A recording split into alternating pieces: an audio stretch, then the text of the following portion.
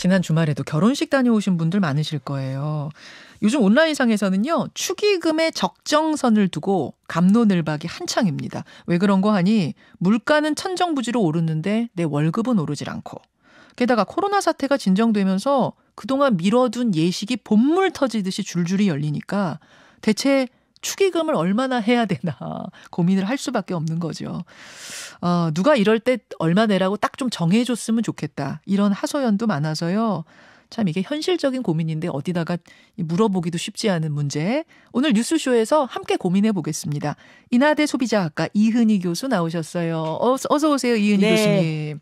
네, 안녕하세요. 반갑습니다. 반갑습니다. 네. 축의금플레이션이라는 말까지 생겼다던데. 네네, 진짜 요즘 분위기가 어떤 거예요?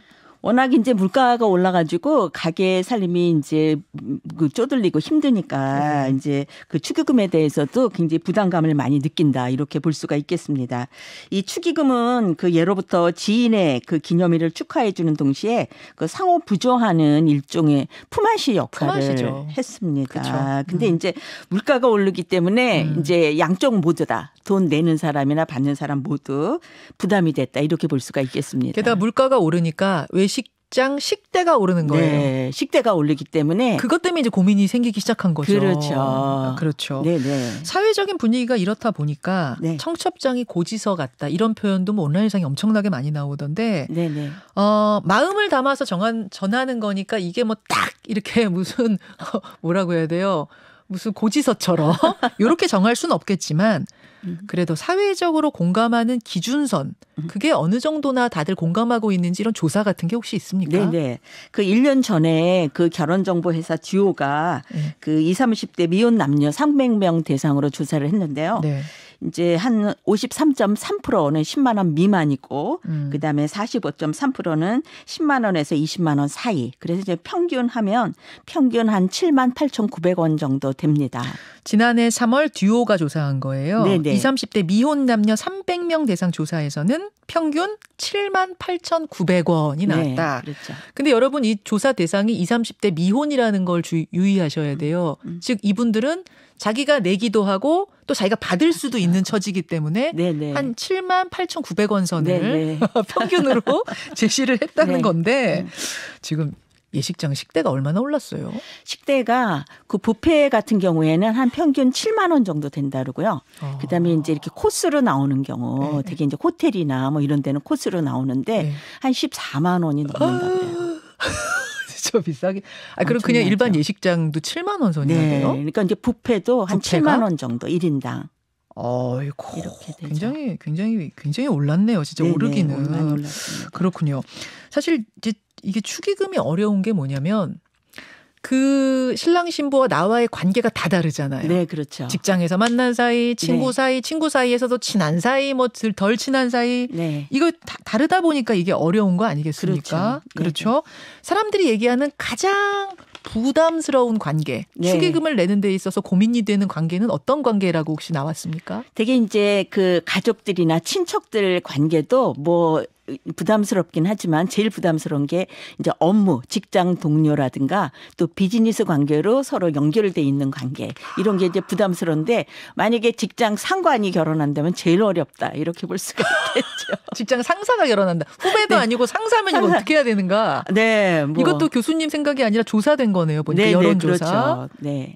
여론조사 2018년 여론조사인데 이거는 직장 상사 선배의 경우가 가장 부담스럽다 34%. 네네. 두 번째가 직장 동료 22%, 친척이 15%, 네. 14%가 학교 선후배나 동기, 네네. 친구가 12%. 제일 덜 네. 부담스러운 게 친구로. 비즈니스적인 관계가 제일 어렵다 네네, 그렇죠. 이렇게 나왔네요. 네. 그래요. 이거를 지금 참 어떻게 해야 되는가 고민이 막 온라인상에서 벌어지면서 네. 5만 원을 냈을 경우에는 그럼 어떻게 해야 되냐? 뭐 밥을 먹고 와야 되냐? 말아야 되냐? 10만 원 먹고 가족 전체가 가면 어떻게 되냐?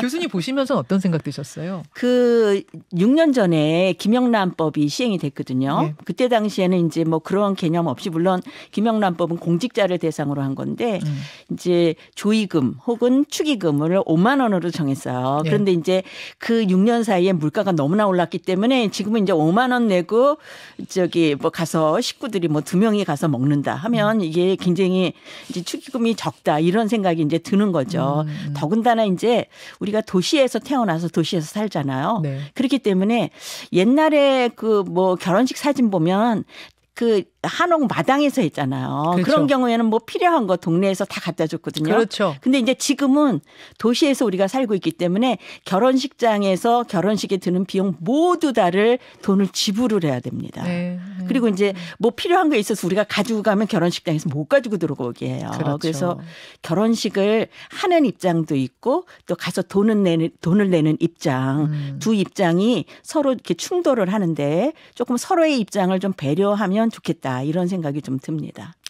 서로의 입장을 배려해서 네. 적정선을 찾아야 된다. 네네 그렇죠. 여러분의 의견을 좀 받으면서 요거는 진행해 보면 좋을 것 같은데 청취자 네. 고정희님은 이런 생각이 드신대요. 아예 이제부터 결혼식은 가족 친척끼리만 했으면 좋겠다. 이렇게 합의를 좀 했으면 좋겠다. 네. 그런 말씀. 6061님은 축의금은 품앗이 성격으로 아예 그냥 품앗이 성격으로 은행 계좌로 입금토록 하고 참석은 가족 친지로 제한해서 간소하게 치르는 식으로 하면 신랑 신부한테 살림의 보탬도 되고 네네. 이렇게 되지 않겠느냐. 네. 또 이 다른 사람들은 시간도 아낄 수 있고 일석이조 아니겠느냐라고 네. 이분은 결혼식 참석하느라 하루가 소모되고 또 준비하는 사람은 준비하는 대로 스트레스가 이만저만이 아니니까요. 이런 의견 주셨네요. 네. 오늘도 행복해님은 결혼식 이게 무슨 말인가요? 덜 친한 사이면 결혼식 안 가고 5만 원만 보내고 가게 되면 10만 원을 낸다는 이분은 기준이 그렇게 정하셨대요. 예, 제일 많이 들어오는 우리 청취자들의 의견은 참석 안 하고 돈을 송금할 경우엔 5만 원 정도가 좋다는 의견이 지금 제일 많이 들어오고 네. 있고요. 참석하면 이제는 10만 원 정도 내야지 마음이 덜 무겁다. 이런 의견이 좀 많이 들어오는데 근데 생각해 보세요. 지금 이제 청춘들은 한참 주변의 친구들이 막 결혼할 나이인 사람들은 코로나 끝나고 나서 한 달에 4팀씩도 결혼을 하거든요. 친구들이. 네. 그럼 10만 원씩 내면 40만 원. 그렇죠. 이거 어떻게 엄청난. 어떻게 감당을 해요? 네네. 어떤 식으로 좀 개선이 그러니까 이제 돼야 지금 말씀하신 거는 축의금을 내는 입장에서도 부담이죠. 예. 그러니까 내 것만 있어도 한 달에 40만 원이죠. 예. 그런데 이제 축의금을 받는 입장은 새로이 가정을 만들어가는 그러한 신혼부부인데 부동산 가격이 너무 비싸잖아요. 그런데다가 결혼식에 드는 비용도 만만치가 않기 때문에 네. 이제 걱정이 많고 조급한 마음이 드는 것이죠. 그렇기 때문에 축하하러 와준 게 고맙기는 하지만 예. 이제 결혼식 비용으로 와서 오히려 그 결혼식 하는 당사자들 입장에서 부담이 되면 이제 좀 섭섭한 마음이 들 수가 있다. 이렇게 볼 수가 있는 거죠. 그래서 그래서 어떻게 해야 상대방의 입장을 좀 같이 배려를 하면 좋겠다. 이렇게 생각이 드는데요. 그 옛날에는 네. 결혼이 가문 대 가문, 패밀리 대 패밀리의 결합이었어요. 네. 그래서 아직도 그런 결혼식장이 있습니다. 그러니까 결혼식에 갔는데 아버지 친구, 엄마 친구 너무 많이 오시고 그냥 누가 누군지도 모르고 신랑 신부가 누군지도 모르는 그러한 결혼식이 있고 예. 또 최근에 이제 유행 중에 하나가 이제 스몰 웨딩이라고 그렇죠. 해가지고 가장 가까운 친척끼리 결혼하는 그러한 거죠. 진짜 친한 사람만 네네. 불러놓고 결혼하는 거죠. 그런데 이제 최근 들어서는 이 결혼의 의미가 가문 대 가문의 결합이라기보다는 네. 정말 결혼해야 되는 신랑 신부의 결합으로 생각하는 것이 더 현명하고 합리적이다. 그런 관점에서 생각을 하면 네. 신랑 신부를 본 적이 없는 아버지 친구, 엄마 친구, 아버지 비즈니스 관계의 사람들 다 오시는 거가 그게 결혼식에 무슨 의미가 있겠는가. 그런 생각이 이게 듭니다.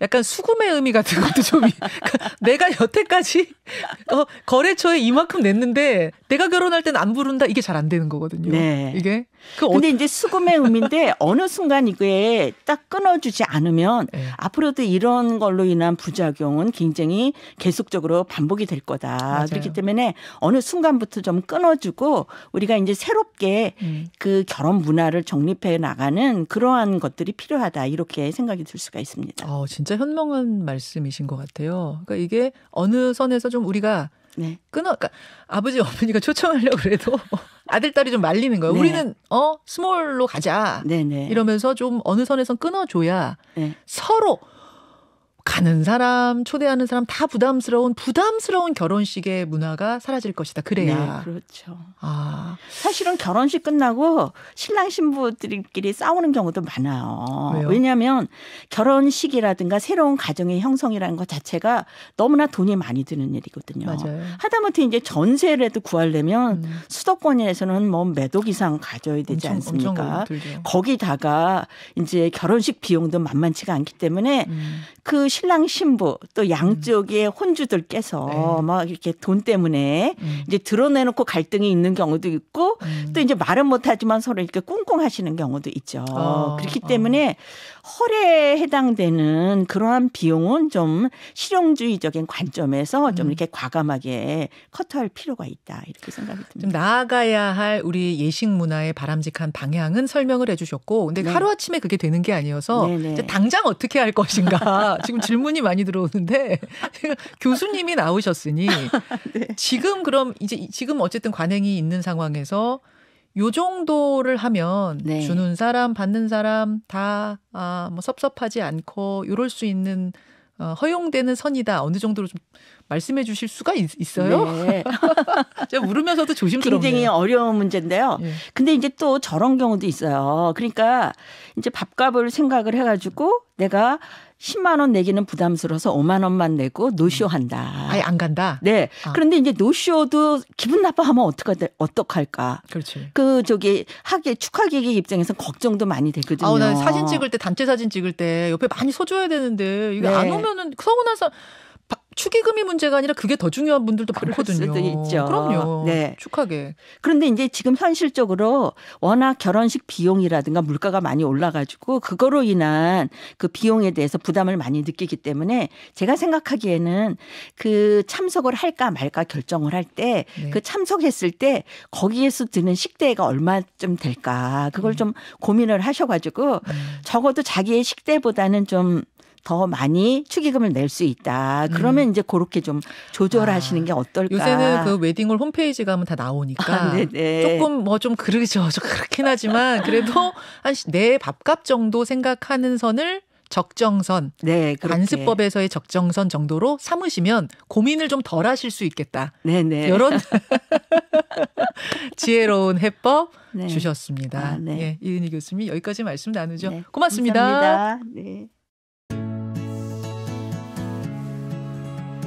김현정의 뉴스쇼는 시청자 여러분의 참여를 기다립니다.